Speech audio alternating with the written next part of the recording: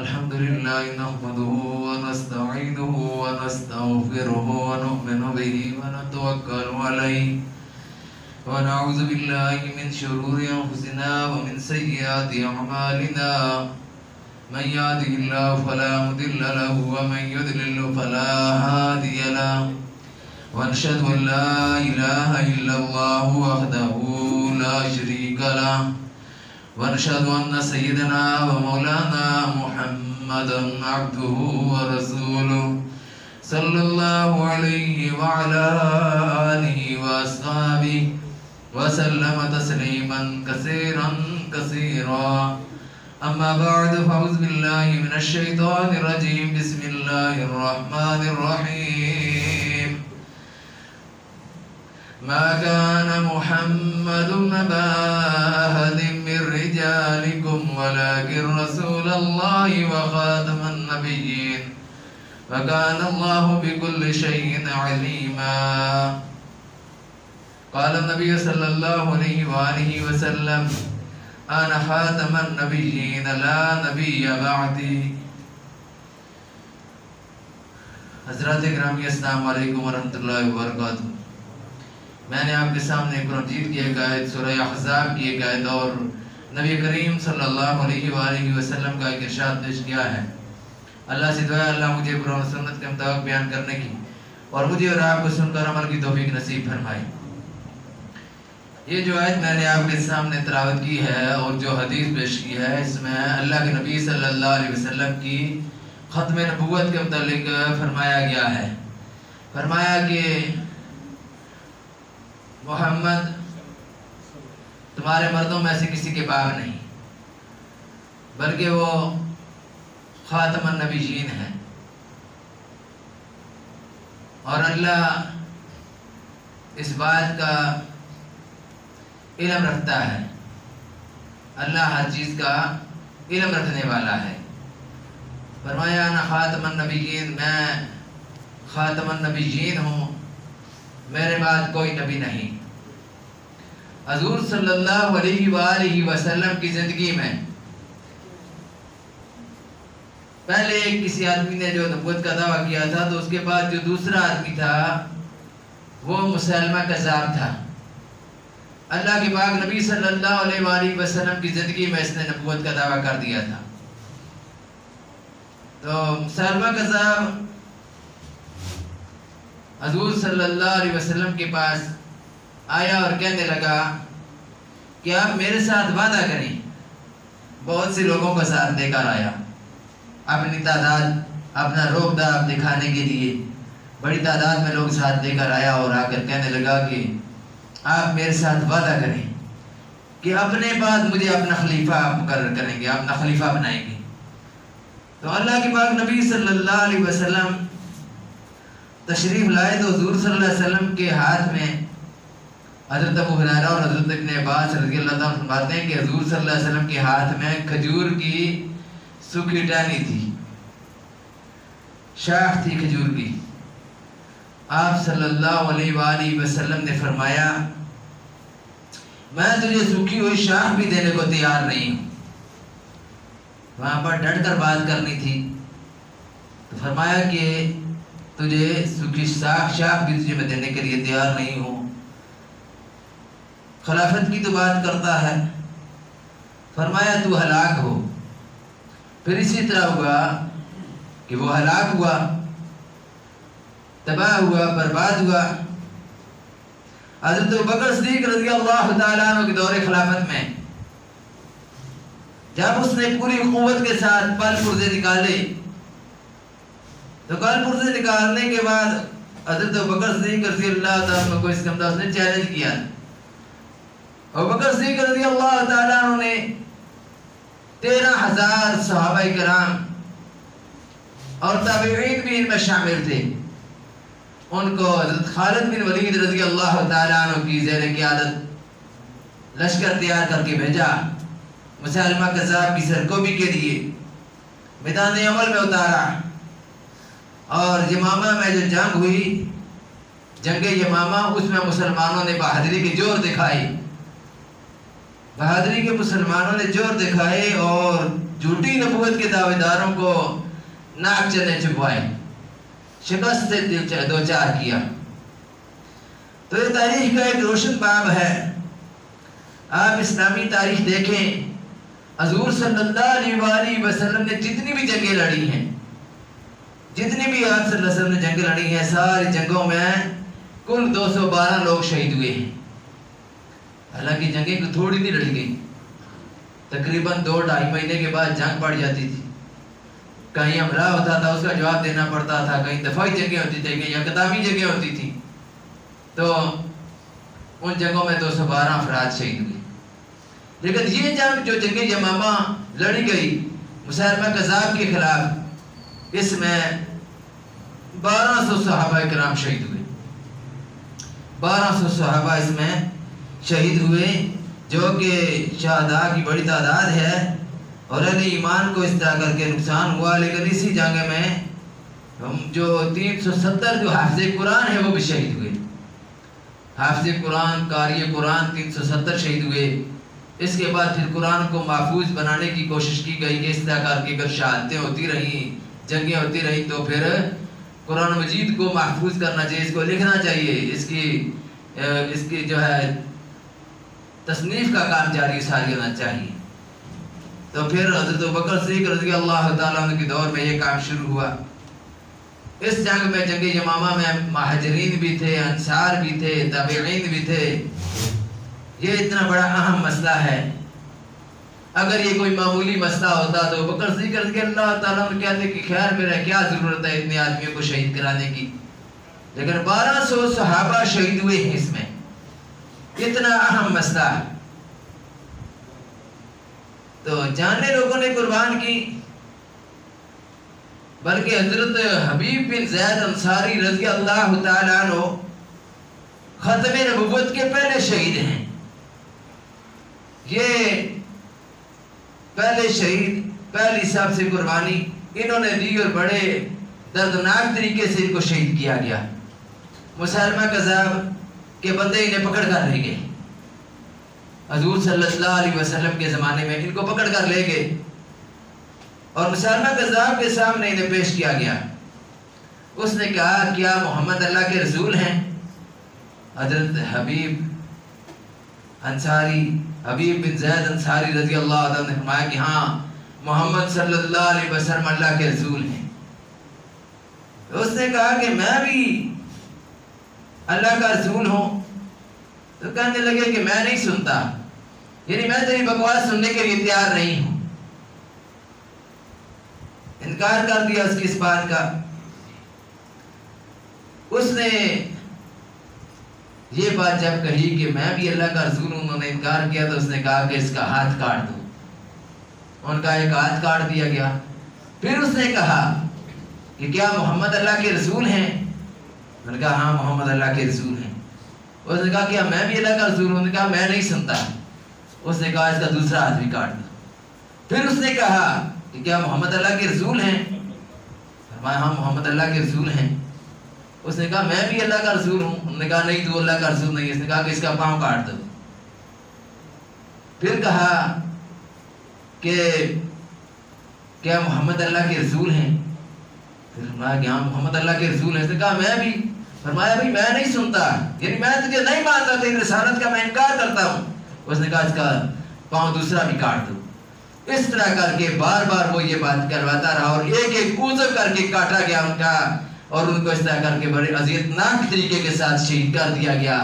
اور یہ سب سے پہلے شہید ہیں ختم نبوت کے حضرت حبیب بن زید انصاری رضی اللہ تعالیٰ عنہ۔ اور اسی طرح جو دوسرے شہید ہیں حضرت عبداللہ بن مخرمہ رضی اللہ تعالیٰ عنہ، تو انہوں نے اللہ سے دعا کی تھی۔ حضرت عبداللہ بن مخرمہ رضی اللہ تعالیٰ عنہ نے اللہ سے دعا کی تھی کہ یا اللہ میں تیرے راستے میں شہید ہوں، تیرے راستے میں قربان ہو جاؤں، لیکن اس سے پہلے میرے جسم کا ایک ایک عضو، جسم کا ایک ایک حصہ زخموں کے ساتھ چور ہو جائے، چور چور ہو جائے شہادت سے پہلے۔ انہوں نے یہ دعا کی تھی اللہ سے۔ اللہ نے ان کی دعا اسی طرح قبول فرمائی، سارے جسم پر زخم ہو گئے، اور اس کے بعد پھر وہ اللہ کے راستے میں شہید ہو گئے۔ یہ بھی اس جنگ کا واقعہ ہے جو جنگ یمامہ کے نام سے مشہور ہے اور تاریخ کی بڑی اہم ترین جنگ ہے۔ آج ختم نبوت کی بات اس طرح نہیں کی جاتی ہے، حالانکہ آج بھی ختم نبوت کے منکر موجود ہیں، منکرین موجود ہیں، ان بستیوں میں بھی موجود ہیں۔ تو چاہیے تو یہ کہ ان کے ساتھ سوشل بائیکاٹ تو کرنا چاہیے، لیکن ہم دیکھا ہے کہ ہمارے لوگ ان کے ساتھ سلام دعا بھی رکھتے ہیں، جانور بھی خرید کر لاتے ہیں، قربانیاں بھی دیتے ہیں، عقیقے بھی دیتے ہیں، اور ان کے ساتھ اس طرح کر کے تعاون بھی کرتے ہیں۔ سخت گناہ اور حرام ہے ایسے لوگوں کے ساتھ ہاتھ ملانا، بات کرنا، جو نبی کریم صلی اللہ علیہ وآلہ وسلم کی ختم نبوت کے تاج کے نوچ رہے ہوں، تو حضور صلی اللہ علیہ وسلم کو کتنی تکلیف ہوتی ہوگی روزہ مبارک میں جب آپ اس ختم نبوت کے منکر کے ساتھ ہاتھ ملائیں گی، اس کے ساتھ ہنس کر بات کریں گی، اس کے ساتھ اپنے تعلقات بنائیں گے۔ ہمارے گاؤں کی بھی کچھ صورتحال اسی طرح کی ہے، کیونکہ ہمارے پڑوس میں بھی مسیحی ہیں، تو اس طرح کر کے کوشش یہ کرنی چاہیے کہ ان کے ساتھ مقابلہ کیا جائے، سوشل بائیکاٹ کیا جائے۔ ان کے ساتھ بات چیت کرنا حرام اور ناجائز ہے۔ ہمارے لوگ کہتے ہیں جی اقلیتی حقوق، اقلیتی حقوق ان کو ہیں جو اپنے آپ کو کافر کہتے ہیں، یہودی اپنے آپ کو کافر یہودی کہتے ہیں، عیسائی اپنے آپ کو عیسائی کہتے ہیں، ہندو اپنے آپ کو ہندو کہتے ہیں، سکھ اپنے آپ کو سکھ کہتے ہیں، لیکن یہ اپنے آپ کو کافر نہیں کہتے، مسیحی نہیں کہتے، یہ کہتے ہیں ہم مسلمان ہیں، یہ ہمیں کافر کہتے ہیں۔ ان کے لٹریچر آپ نے نہیں پڑھا، ان کی کتابیں پڑھ کر دیکھیں، ان کے لٹریچر میں لکھا ہوا ہے، یہ کہتے ہیں کہ جو ہمارے نبی کا انکار کرتا ہے وہ کافر ہے، اور قرآن سے دلیل دیتے ہیں کہ نبی کا انکار کرنے والا کافر ہے، لیکن ہم تو اس کو نبی نہیں مانتے جو جھوٹی نبوت کا دعویٰ دار ہے۔ اس نے یہ جو بات کی تھی، اب تو عدالت میں بھی یہ دفعات موجود ہیں کہ جو یہ اپنی مسجد کو اگر مسجد کہیں گے، اگر ماشاءاللہ الحمدللہ جیسے الفاظ استعمال کریں گے، مسلمانوں کی طرح کے الفاظ استعمال کریں گے، نماز قرآن وغیرہ کے الفاظ استعمال کریں گے، تو ان پر 398 سی ایکٹ جو عدالت کا وہ ان پر لاگو ہوگا، اور وہ ہے 3 سال قید، 3 سال قید ان کو ہوگی اگر یہ قانون اس طرح کر کے بات کرتے ہیں۔ لیکن اگر وہ یہ کلمہ پڑھتے ہیں لا الہ الا اللہ محمد رسول اللہ، کیونکہ کلمہ تو وہ یہی پڑھتے ہیں، ہمارے لوگ دھوکے میں آ جاتے ہیں۔ مرزا نے اپنی کتاب میں یہ بات واضح طور پر لکھی ہے کہ ایک محمد وہ تھا جو مکے میں پیدا ہوا ہے، اور دوسرا محمد جو ہے وہ قادیان میں آیا ہے، اور اس نے اپنے اشعار میں بھی یہ بات کہی ہے کہ میں دوسرا محمد ہوں۔ تو جب وہ کلمہ پڑھتے ہیں تو ان کا محمد رسول اللہ صلی اللہ علیہ وآلہ وسلم کی طرف اشارہ نہیں ہوتا، ان کے ذہن میں وہ بات ہوتی ہے مرزا والی کہ مرزا نے کہا تھا کہ میں محمد بھی ہوں، اس نے کہا تھا میں مسیح موعود بھی ہوں، میں محمد بھی ہوں، اور میں عیسیٰ بھی ہوں، لیکن محمد صلی اللہ علیہ وسلم جب کلمہ پڑھتے ہیں تو وہ کہتے ہیں کہ ہمارا کلمہ یہی ہے، ہم مسلمان ہیں۔ ہمارے لوگ دھوکے میں آ جاتے ہیں، ان کی لٹریچر کو پڑھیں، ان کی کتابوں کو پڑھیں تو پتہ چلے گا۔